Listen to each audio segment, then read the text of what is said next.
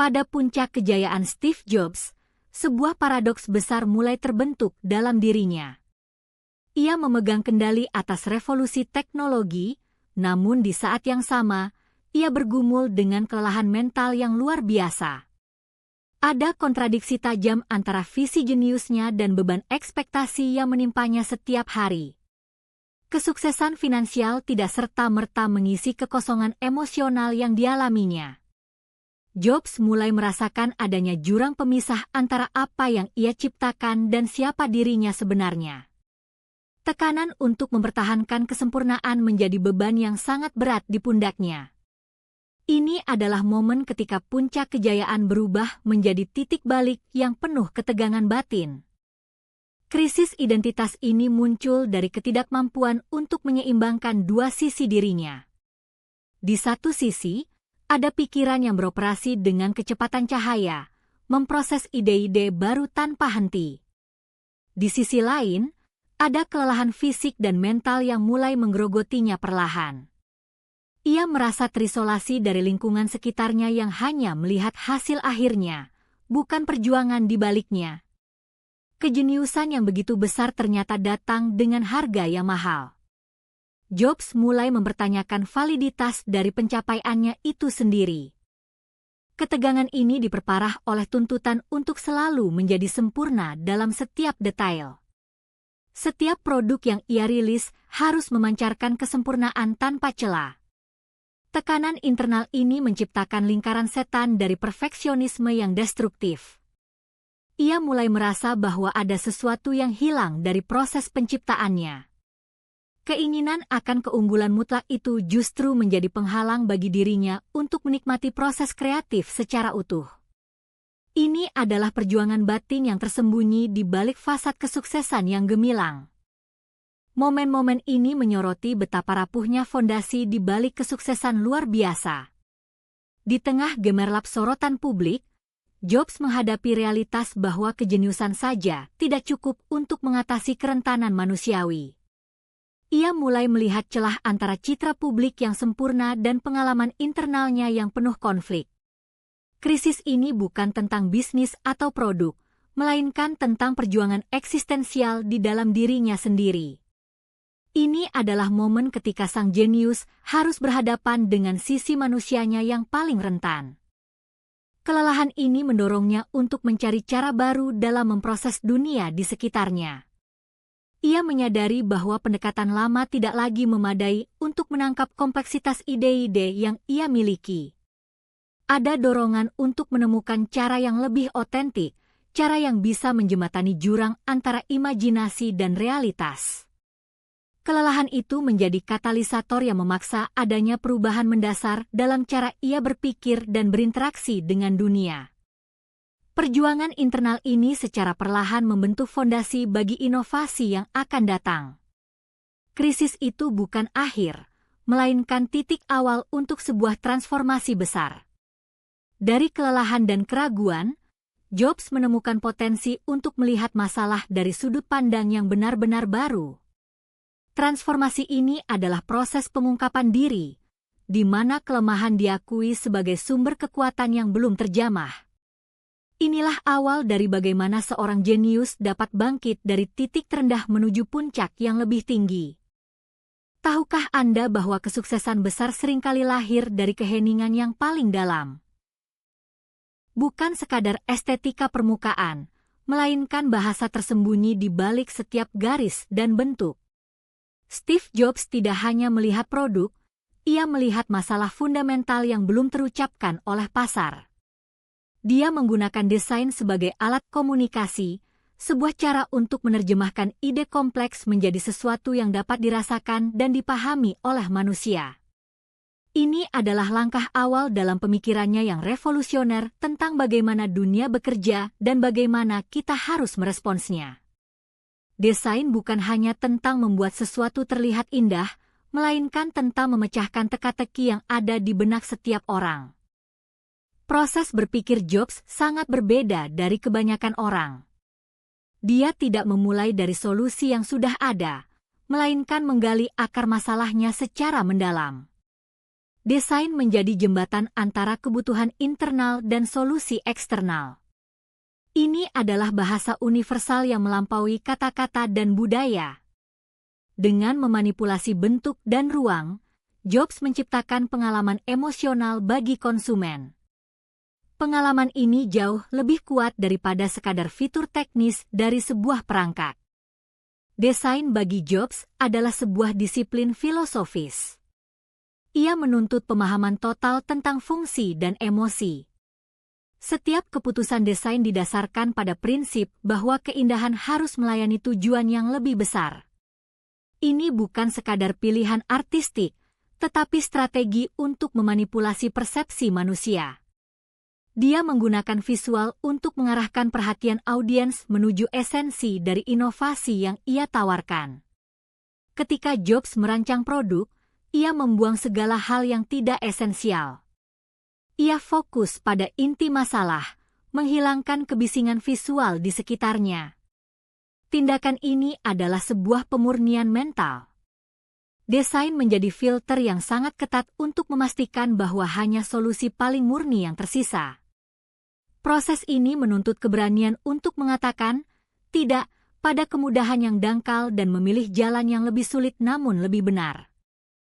Konsep desain Jobs melampaui fungsi fisik semata. Ini adalah cara untuk menciptakan narasi yang mengikat pengguna pada produk tersebut.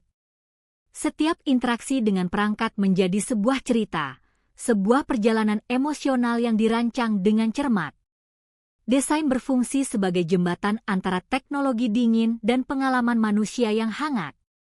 Inilah mengapa produknya terasa begitu personal dan sangat diinginkan. By the way, kalau kamu suka pembahasan ini, jangan lupa subscribe. Masih banyak topik menarik lainnya. Bohler listrik. Membongkar proses ini mengungkapkan bahwa desain adalah pemecahan masalah. Jobs tidak hanya mendesain tampilan luar, ia merancang alur kerja mental di balik produk tersebut. Ia menciptakan bahasa visual yang memungkinkan pengguna merasakan koneksi intuitif dengan teknologi. Ini adalah pergeseran dari sekadar membuat barang menjadi menciptakan pengalaman hidup yang terintegrasi secara sempurna. Inti dari pendekatan Jobs adalah fokus pada esensi.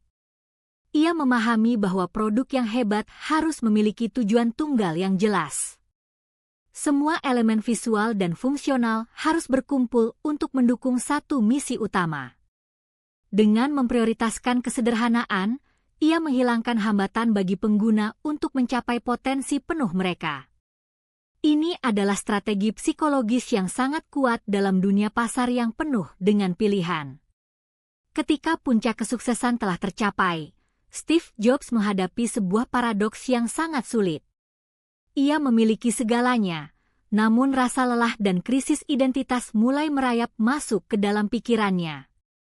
Geniusnya bertemu dengan kelelahan mental yang luar biasa di titik ini. Keputusan besar harus diambil tentang masa depan yang ia bangun. Apakah ia akan terus mengejar kesempurnaan tanpa batas? Atau apakah ada cara lain untuk menemukan kedamaian dalam pencapaian itu? Konflik batin ini menjadi medan pertempuran terbesarnya. Ia harus memutuskan apa yang benar-benar penting dalam hidupnya saat itu. Jobs mulai merenungkan proses yang ia jalani. Ia menyadari bahwa mengejar kesempurnaan seringkali menjadi penjara. Proses penyempurnaan itu sendiri bisa menghambat inovasi sejati. Ada sebuah pergeseran psikologis yang terjadi di benaknya. Ia mulai mempertanyakan nilai dari setiap detail kecil yang ia tambahkan. Perasaan tertekan ini mendorongnya untuk mencari cara baru dalam memandang dunia. Ini adalah awal dari sebuah strategi yang sangat berbeda. Strategi yang ia terapkan sangat kontraintuitif. Alih-alih menyempurnakan semuanya, Jobs memilih untuk menghentikan proyek tertentu. Keputusan ini bukan tentang kualitas teknis semata. Ini adalah sebuah langkah psikologis yang mendalam. Ia memahami bahwa penghentian memberikan ruang untuk perspektif baru. Fokus dialihkan dari detail kecil ke gambaran besar yang lebih luas. Hal ini memungkinkan energi mentalnya untuk dihemat secara signifikan. Keputusan untuk memotong proyek adalah sebuah tindakan radikal. Ini bukan menyerah pada standar lama, melainkan penemuan kembali prioritas yang lebih tinggi. Jobs memutuskan bahwa esensi dari ide itu harus dipertahankan. Detail-detail minor menjadi korban demi gambaran inti yang lebih kuat. Proses ini menuntut keberanian psikologis yang besar. Ia melawan dorongan untuk terus menambahkan tanpa henti. Psikologi di balik strategi ini sangat kuat. Jobs mengakui bahwa energi terbatas adalah sumber daya paling berharga. Dengan menghentikan pekerjaan yang tidak esensial, ia membebaskan kapasitas mentalnya. Ini memungkinkan fokus pada apa yang benar-benar akan menciptakan perubahan besar. Keputusan ini mengubah cara pandang terhadap kesuksesan itu sendiri. Kesuksesan bukan hanya tentang akumulasi, tetapi juga tentang seleksi. Menghentikan proyek adalah seni membatasi. Ini membutuhkan kemampuan untuk melihat melampaui permukaan yang terlihat. Jobs menggunakan strategi ini sebagai filter mentalnya. Ia menyingkirkan kebisingan eksternal dan internal yang tidak perlu. Fokus beralih ke visi fundamental di balik produk. Hal ini menciptakan ruang kosong yang krusial untuk ide-ide revolusioner baru. Keheningan menjadi alat inovasi terkuatnya. Strategi ini mengubah dinamika kerja secara total. Daripada mengejar sempurna, Jobs memilih untuk mencapai yang cukup baik. Kemudian ia melompat ke visi berikutnya. Ini adalah lompatan strategis dari eksekusi menjadi arah. Keputusan ini menunjukkan bahwa jeda dan penarikan diri bisa menjadi dorongan terbesar. Ia belajar bahwa batasan seringkali memicu kreativitas yang tak terbatas. Ini adalah masterstroke dalam manajemen energi. Keputusan untuk memotong adalah langkah berani. Ini adalah penolakan terhadap narasi bahwa segalanya harus diperbaiki. Jobs menemukan kekuatan dalam ketidaksempurnaan yang terkendali. Ia mengubah rasa takut akan kegagalan menjadi dorongan untuk fokus pada inti. Strategi ini bukan hanya tentang produk, tetapi tentang manajemen diri. Ia menguasai seni memprioritaskan apa yang benar-benar penting. Ini adalah fondasi dari inovasi yang tak terhentikan. Steve Jobs menghadapi momen-momen paling gelap dalam hidupnya. Pada tahun 1985, dia dipermalukan oleh Apple, perusahaannya sendiri, dan digulingkan dari jabatannya. Rasa kekecewaan dan kehilangan identitas membuatnya hampir menyerah. Namun, Jobs tidak jatuh begitu saja. Dia memilih untuk bangkit kembali, dengan visi untuk membangun Apple kembali. Dalam perjuangannya, dia menemukan inspirasi dari perjuangan pribadinya, mengubah rasa sakit menjadi kekuatan. Dia melihat setiap kegagalan sebagai peluang untuk belajar dan berevolusi. Pada tahun 1997, Jobs kembali ke Apple dengan visi baru. Dia mengubah Apple menjadi perusahaan inovatif yang mengubah dunia. Dengan cara ini, Jobs membuktikan bahwa rasa sakit dan kegagalan bisa menjadi dasar untuk menciptakan sesuatu yang luar biasa. Setelah digulingkan oleh Apple, Jobs pergi ke Pixar, perusahaan animasi yang sedang mengalami masalah. Dia berhasil memperbaiki bisnis Pixar dan mengubahnya menjadi perusahaan yang sukses. Pengalaman ini membantunya memahami pentingnya pendekatan yang holistik dalam mengatasi tantangan. Ketika dia kembali ke Apple, Jobs membawa pendekatan yang sama, fokus pada inovasi dan kualitas. Dia mengubah Apple menjadi perusahaan yang menghasilkan produk yang tidak hanya unggul, tetapi juga mempengaruhi cara kita berinteraksi dengan teknologi. Kegagalan yang dialami Jobs mengajarkan dia tentang pentingnya kejujuran. Dia memilih untuk menjadi dirinya sendiri, mengakui kesalahan, dan belajar dari pengalaman. Dengan cara ini, dia berhasil membangun kembali kepercayaan dan menginspirasi timnya. Jobs mengubah Apple menjadi perusahaan yang tidak hanya menghasilkan produk, tetapi juga menciptakan perubahan. Dia mengubah cara kita melihat teknologi, membuatnya menjadi lebih mudah dan menarik.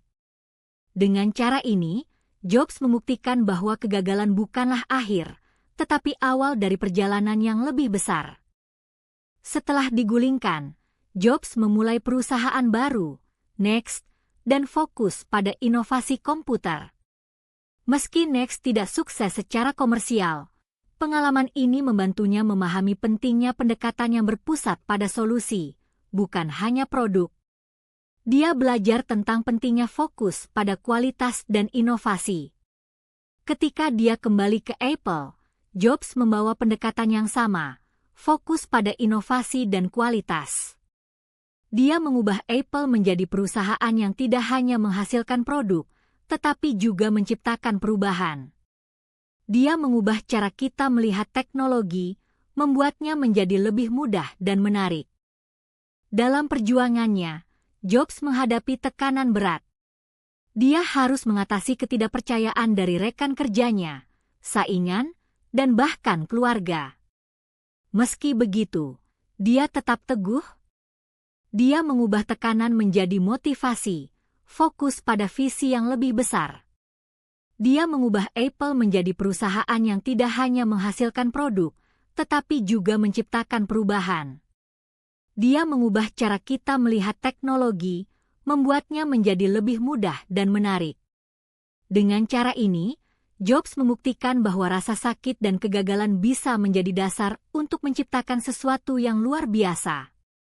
Kegagalan yang dialami Jobs mengajarkan dia tentang pentingnya kejujuran. Dia memilih untuk menjadi dirinya sendiri, mengakui kesalahan, dan belajar dari pengalaman. Dengan cara ini, dia berhasil membangun kembali kepercayaan dan menginspirasi timnya. Jobs mengubah Apple menjadi perusahaan yang tidak hanya menghasilkan produk, tetapi juga menciptakan perubahan. Dia mengubah cara kita melihat teknologi, membuatnya menjadi lebih mudah dan menarik. Dengan cara ini, Jobs membuktikan bahwa kegagalan bukanlah akhir, tetapi awal dari perjalanan yang lebih besar. Setelah digulingkan, Jobs memulai perusahaan baru, Next, dan fokus pada inovasi komputer. Meski Next tidak sukses secara komersial, pengalaman ini membantunya memahami pentingnya pendekatan yang berpusat pada solusi, bukan hanya produk. Dia belajar tentang pentingnya fokus pada kualitas dan inovasi. Ketika dia kembali ke Apple, Jobs membawa pendekatan yang sama, fokus pada inovasi dan kualitas. Dia mengubah Apple menjadi perusahaan yang tidak hanya menghasilkan produk, tetapi juga menciptakan perubahan. Dia mengubah cara kita melihat teknologi, membuatnya menjadi lebih mudah dan menarik. Dalam perjuangannya, Jobs menghadapi tekanan berat. Dia harus mengatasi ketidakpercayaan dari rekan kerjanya, saingan, dan bahkan keluarga. Meski begitu, dia tetap teguh. Dia mengubah tekanan menjadi motivasi, fokus pada visi yang lebih besar. Dia mengubah Apple menjadi perusahaan yang tidak hanya menghasilkan produk, tetapi juga menciptakan perubahan. Dia mengubah cara kita melihat teknologi, membuatnya menjadi lebih mudah dan menarik. Dengan cara ini, Jobs membuktikan bahwa rasa sakit dan kegagalan bisa menjadi dasar untuk menciptakan sesuatu yang luar biasa. Setelah digulingkan, Jobs memulai perusahaan baru, Next, dan fokus pada inovasi komputer. Meski Next tidak sukses secara komersial, pengalaman ini membantunya memahami pentingnya pendekatan yang berpusat pada solusi, bukan hanya produk. Dia belajar tentang pentingnya fokus pada kualitas dan inovasi. Ketika dia kembali ke Apple, Jobs membawa pendekatan yang sama, fokus pada inovasi dan kualitas. Dia mengubah Apple menjadi perusahaan yang tidak hanya menghasilkan produk, tetapi juga menciptakan perubahan. Dia mengubah cara kita melihat teknologi, membuatnya menjadi lebih mudah dan menarik. Dengan cara ini, Jobs membuktikan bahwa kegagalan bukanlah akhir, tetapi awal dari perjalanan yang lebih besar. Dalam perjuangannya, Jobs menghadapi tekanan berat. Dia harus mengatasi ketidakpercayaan dari rekan kerjanya, saingan, dan bahkan keluarga. Meski begitu, dia tetap teguh. Dia mengubah tekanan menjadi motivasi, fokus pada visi yang lebih besar. Dia mengubah Apple menjadi perusahaan yang tidak hanya menghasilkan produk, tetapi juga menciptakan perubahan. Dia mengubah cara kita melihat teknologi, membuatnya menjadi lebih mudah dan menarik. Dengan cara ini, Jobs membuktikan bahwa rasa sakit dan kegagalan bisa menjadi dasar untuk menciptakan sesuatu yang luar biasa. Hai everyone! Quick reminder, subscribe untuk konten berkualitas setiap hari. Kilauan Last Chance. Subscribe sekarang sebelum kami buka series baru. Gamebox terbuka.